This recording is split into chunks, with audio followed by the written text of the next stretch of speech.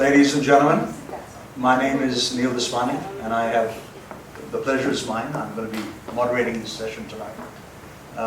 Before we get into the session proper, I'd just like to thank the Singapore Writers Festival, who are obviously the overall organizers, along with the Arts Council, National Arts Council, Arts House Limited, in whose premises we are, and the Ministry for Culture, Community and Youth. So under their auspices, we are meeting here today.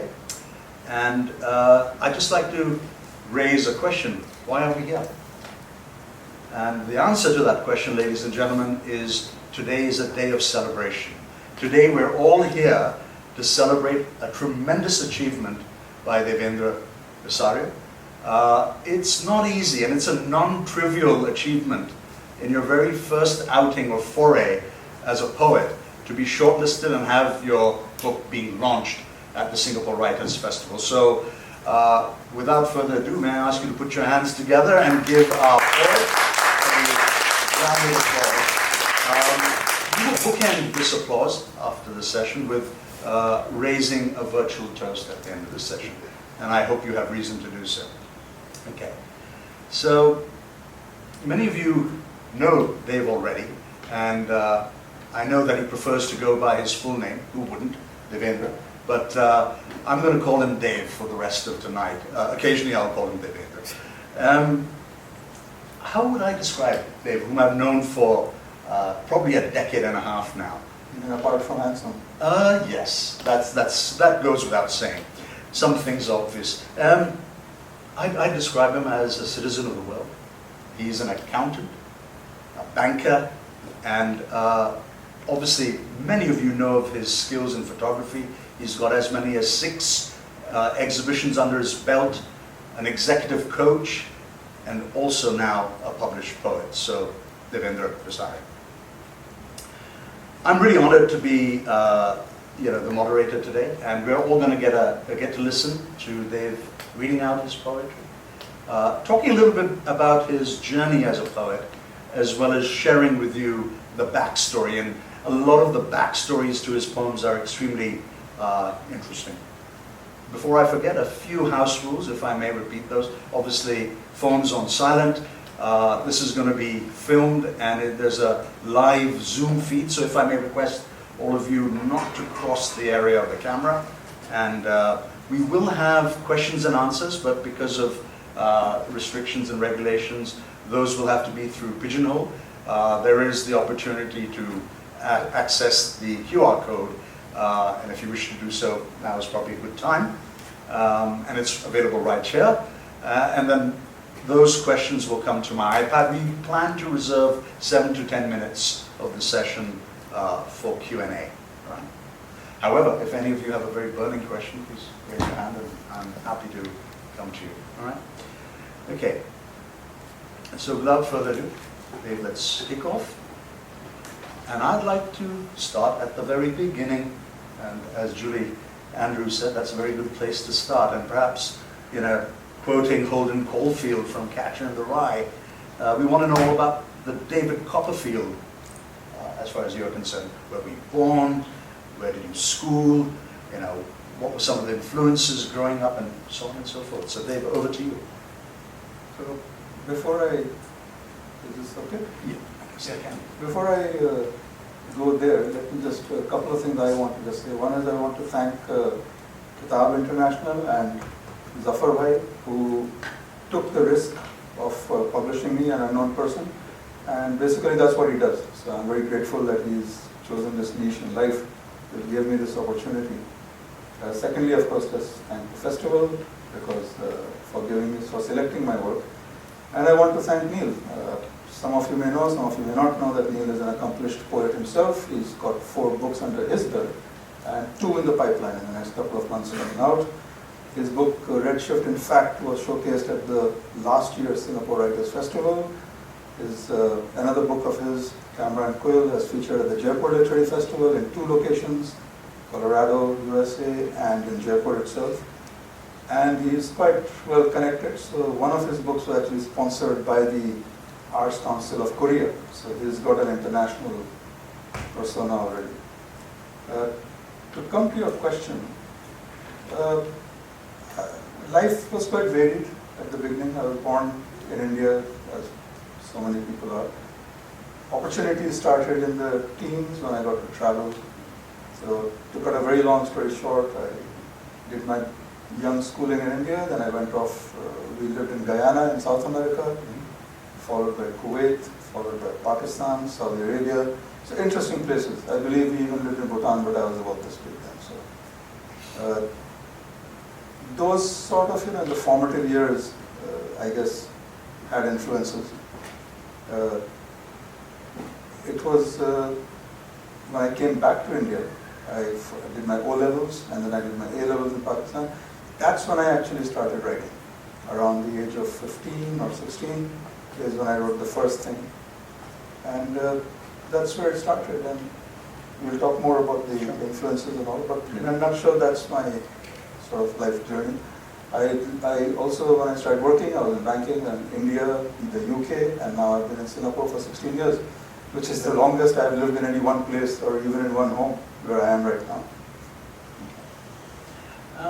No, very interesting background and extremely unusual that in one's childhood that you experience so many different cultures and get to experience so many different countries, and obviously I suspect that's informed your poetry as we get into it. I'm sure the audience will recognize that. But let's kick off with a question around the title of your book, You and Others.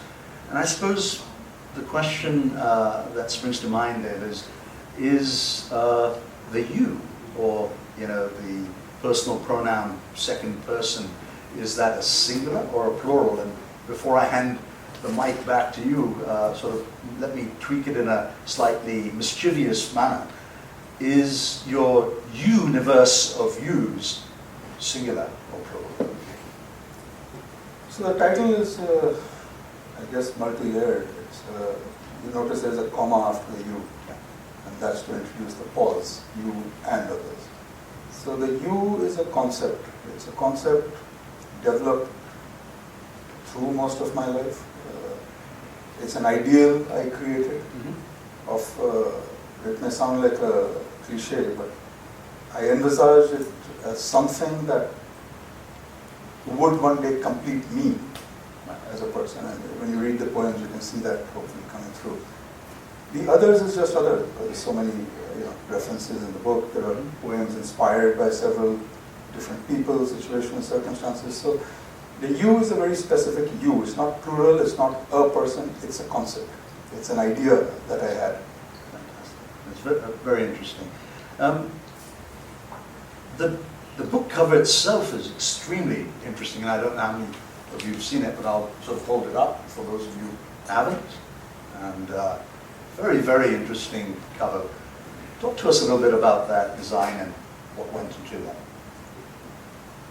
So I envisaged this book around 20, 21 years ago. Wow. I actually did the rounds of publishers in the UK who showed scant interest. And since then, this cover has been in my mind. I mean, I've visualized it throughout that time. This is the way it was. So when I went to the designer, I actually told them exactly what it was going to be.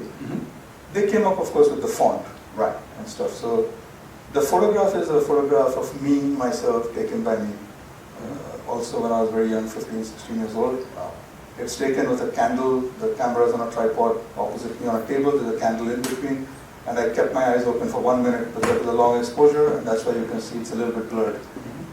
But it's sort of, for me, that's when it all started, the writing and everything. So I thought it was appropriate. And there were some views and opinions, of course, that this didn't look very nice in a poetry book, but I thought that's my decision. Maybe at the end of the day, it's my book. So there you go.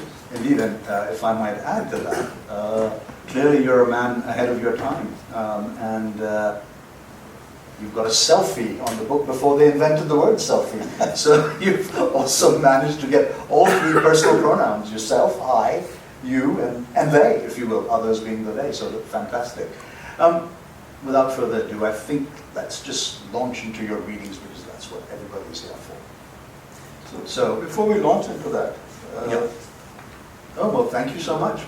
Thank you. Wonderful. And this is supposed to be the official unveiling of the book. Okay, I cheated. I came in last night and got one, so symbolically we can rip it open. All right.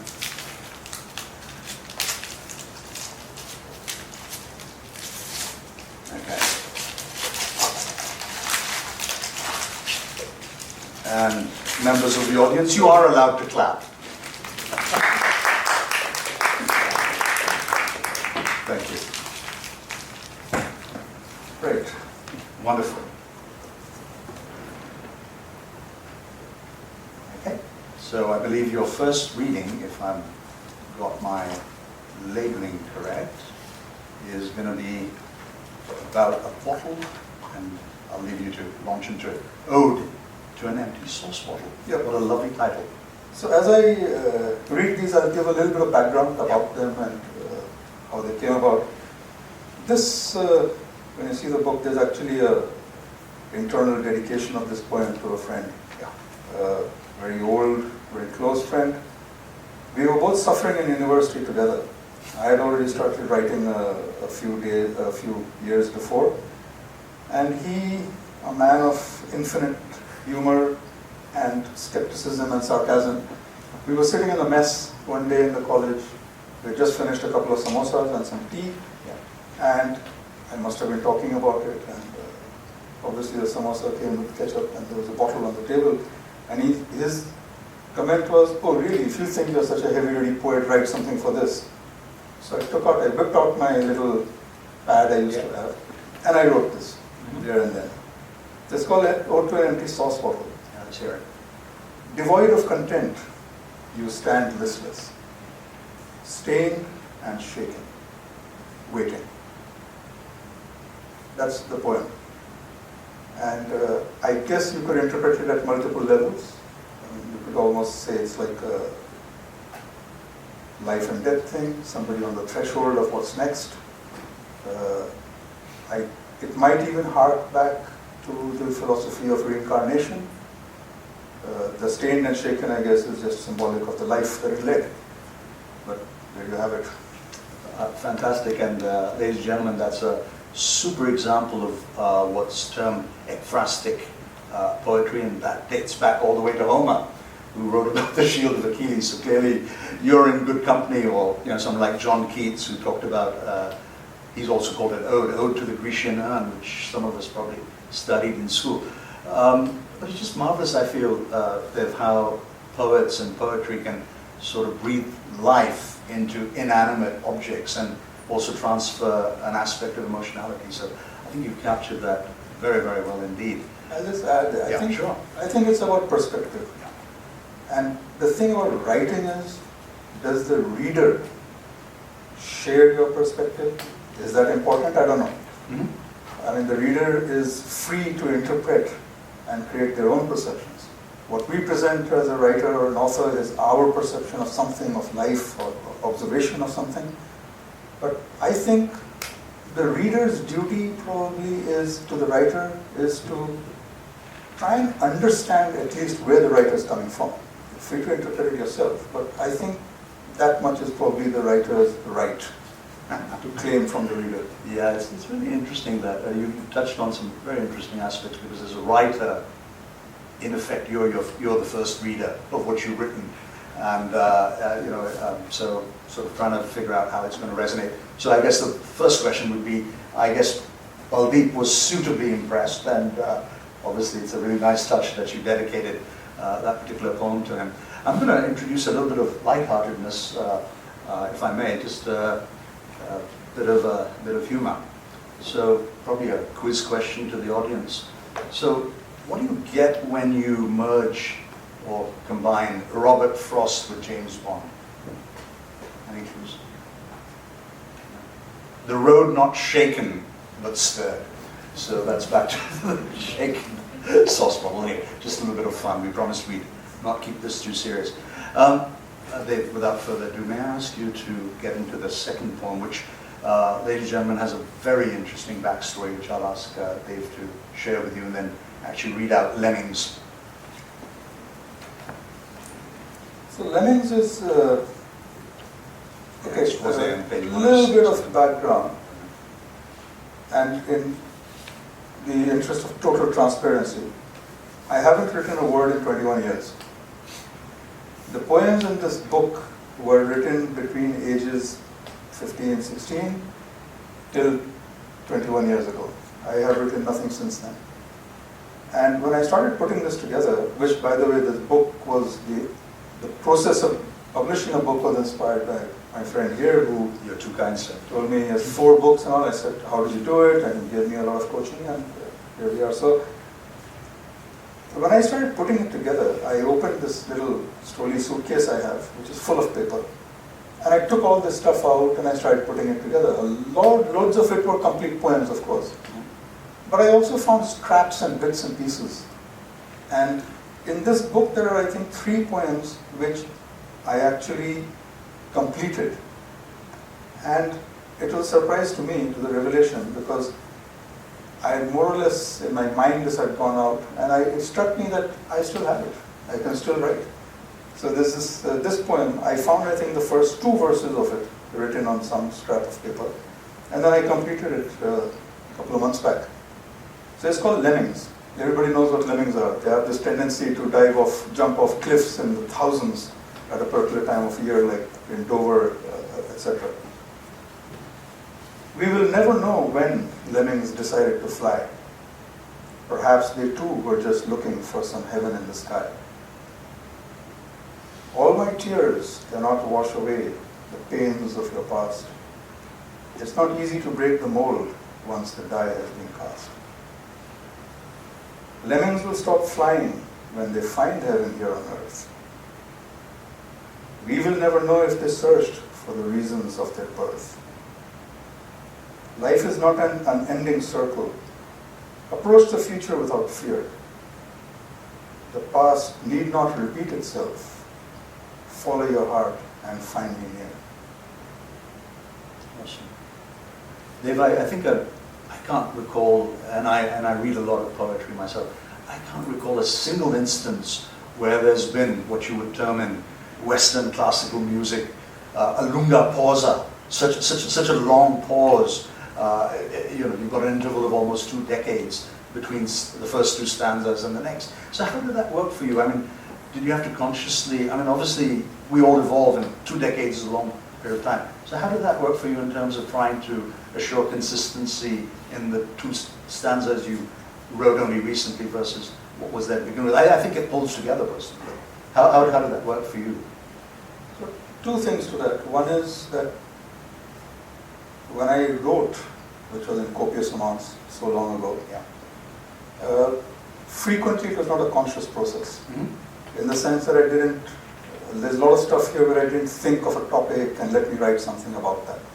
Or that usually thoughts came on their own, obviously inspired or instigated by some experience or observation or something like that. Secondly, I believe that, and that's probably true for everybody, what I am today is a culmination and summation of everything that I have been till yesterday. So the connectivity is there, the consistency is there.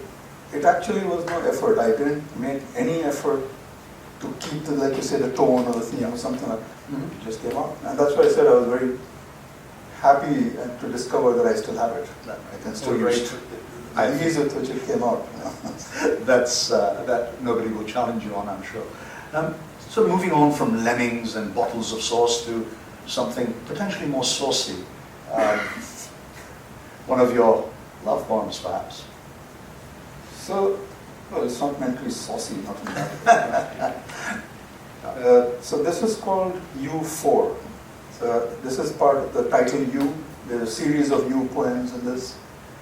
And I think one of the interesting things about it is that the numbering of them is not chronologically sequential. So for example, the poem entitled U was written much after U4. It's possible 3 was written before 2. I don't remember exactly. So, like I said, this is a concept created by me, for myself, in my mind. Not shared. There are very few people, probably 2 or 3 people in the world who have read these poems before that's come out in this book. And the imagery I've used in this, some of the themes, the motifs, they're consistent through a lot of the poems. You'll find them, the nature and other stuff. There is a poem in this book which brings you to closure also. The circle is complete, it is closed in a poem. And I'm not clear if you ask me, but I wonder if that is what stopped the writing. Interesting. When that circle was closed. Interesting. Anyway, so this is U4. Yeah. There is a cry ringing in the valleys of my loins. The river that greens them is meandering slowly, seeking a source in the mountains above. As far away in the dusk of my eyes, your thought sets, giving hope for a new day's rise. There is a cry ringing from the mountains of my mind, higher than the valleys and cradled to the cotton breast of the clouds in my eyes. Clouds that rain without warning in the still of the night, when the winds have died and thoughts lap gently on the shores of my heart. And the mirage of birds winging across the moon are only my lashes at dawn, blinking away a teardrop. It's beautiful.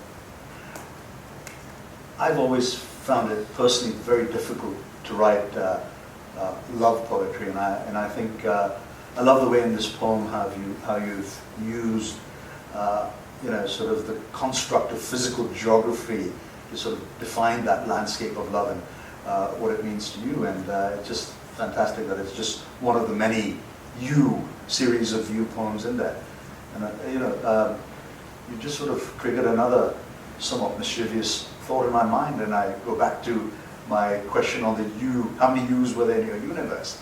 And it just occurs to me that if you unpack that word universe, it's you in verse.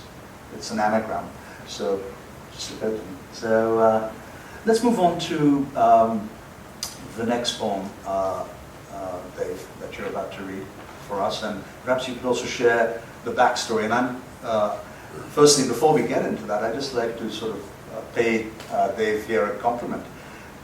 Someone as famous as Amish Tripathi has praised this particular poem that we're about to read called Antithesis. It's a short poem, but I think it, for me at least personally, and also for the testimonial provided, I think what it does is it kind of pulls together all your sort of philosophical beliefs and your value system, if you will. So I'd love to hear more about it. So actually there's no story to this one. I just wrote it. I think the passage of life and the relationships between the past, present and future are things that have preoccupied me for my whole life. I've done a lot of thinking about these things. And of course, when you just think of those things, it's pretty easy to start diverting into other philosophies, philosophy of life, philosophy of afterlife, religions, various things. But my own concepts are, I mentioned one earlier, you are today whatever you are. Yeah. I also believe that what you will be tomorrow is based on choices you make. Because what you carry from your past into your future is determined by you. So it is not necessary that your future is already determined by your past, because today you can make choices about what influences you take with you. So this is called Antithesis, and this is, I think, positioning this conundrum. There is neither future nor past. I am a moment. No memories or fantasies. It is all present. A moment of reflection. See yourself in a teardrop on my cheek. You'll see these sort of motifs, they figure through the teardrop, the reflection, things like these, they come and go in poems. That's wonderful. I really love the way you kind of use the double entendre, the reflection, a moment of reflection, and then obviously the mirroring. And you don't shy away from emotion, and it's just wonderful. The candor with which you tackle your own emotionality sort of does come through. Yeah, to the heart, for me at least, the heart of the matter, and and around that, there are a whole bunch of really important questions and those are the kind of questions that, are life changing and their personality changing. They're sort of, in a way, move beyond this life if you do believe in reincarnation. So they're the sort of questions that don't go away. And I'd just like you to talk a little bit more about how I know that you spent a lot of time reading about existentialism, religion, spirituality. How does that also come together, and maybe how does that influence the poems you're going to read now, the poem you're going to read now, which is called The Color of Sleep, and what a fantastic title, and probably bring that all together, So the good thing about being in this spot is that I can say whatever I want, and as much of it, nobody can stop me except for the time constraints. Oh, yes. So one of the other things that has preoccupied me, my thinking, is identity. Yeah. And I think you will find that also in this book. And the simplistically stated, it is that, and my thoughts have been influenced tremendously by Amartya Sen's own writings and his views on the same subject. We all have multiple identities. The fact that we choose to identify ourselves with a or some of those identities is the choices we make. The choices we don't make is that the world and the people in the world make decisions to identify us by some of those identities and ignore the rest. So you have all these issues in the world today about LGBTQ, religion, race, color. These are just typographing people, but at the root of it all is identity. So it's consistent with what I said earlier about the journey through life and the identities you collect, because you're collecting identities all the time. I mean, before you and I got married, we were not husbands. That's an identity. Mm-hmm. Albeit a fairly beat up one. But, we won't go there.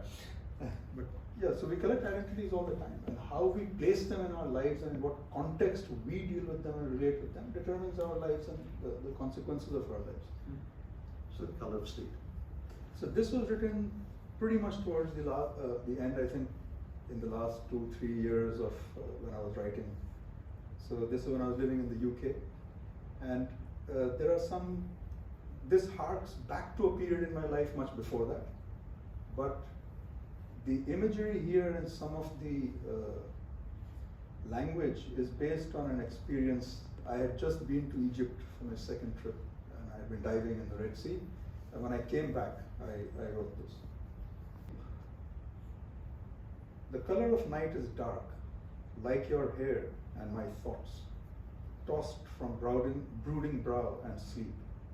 The new lines on mine, 35 times deepened by the warm duvet hugs of those darker thoughts. So I was 35 years old when I wrote this. Only in the purple afterglow of long hot summer days, my mind wringing dry of sweat, hair and lines, do I sleep without a soporific touch. And my dreams then are as fresh as evening sand between my coiled toes. The sun had already set when I peeled your hand off the steering and held its Red Sea smooth jellyfish moistness till the next gear change. The prelude to fervent lovemaking and peaceful sleep, unknown before and since, although alone, inevitably alone. The color of night is black, with or without sleep, alone or in enfolding flesh. The light in dreams is only Sisyphus' eyes, also dark. The color of sleep is blind. Beautiful. And the color of sleep is blind. What a marvelous line. I know many poets, self included, who would give away half their fortunes. Unfortunately, poets don't earn a lot. I was just going to say, I think there are many poets who have fortunes. But give away half their fortunes to have come up with a line like that. That's a splendid line. But more seriously, sort of talking about the poem, sort of 2 or 3 thoughts, Dave, that occur to me. One, obviously, is the viewers, where all of us have sort of had to tread that very fine line between what constitutes loneliness and isolation, and perhaps deliberate solitude, and is that choice all too conveniently made? So Yes, I make a distinction Yeah. between loneliness and aloneness. Yeah. The distinction obviously is the presence or lack thereof of another something, a person or whatever it is. Aloneness is something I think that everybody has experienced, everybody has been, and it has its merits. And loneliness is generally treated as a negative thing because obviously you are missing something. But in my view, they're both okay. So I do make that distinction. So when it says sleeping alone, it's Yeah. alone, but again, you can interpret that and link the loneliness to it as well.